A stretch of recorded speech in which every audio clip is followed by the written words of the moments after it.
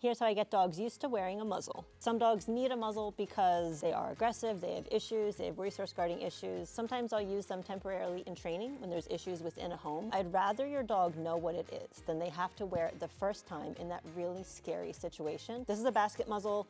It has openings here for her to eat out of and here for her nose. She can breathe just fine. Oh, look at you, you're just doing it. She's never played with a muzzle before. She's already doing it. I start with a yummy treat right here. She takes a bite.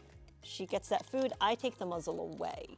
I want her to associate the food and the muzzle happening at the same time, and then the food and the muzzle go away at basically the same time. I want her to put her own face into the muzzle. I want her to be happy to shove her nose in there. What you're seeing from her is, again, what I want.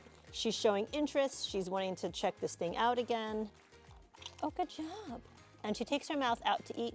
That is fine. She's actually doing this way better than I thought she would. So that time she put her face in without seeing the treat ahead of time. That's the next step. So I want your dog to put their face in without seeing that treat. What do you think? Good job. And I want them to keep it there while I grab my treat. If your dog's backing away and they're not sure at any point, just take a break. So at first she was checking out, but now she's shoving her nose in there because she wants to find the food. At that point, I want you to start practicing with actually clasping it around them. So if you can hold it like between your knees like this, or if you have an assistant to help out. So I might give her a couple treats as we're just doing that. So she pulled her face away. She wasn't sure what was happening.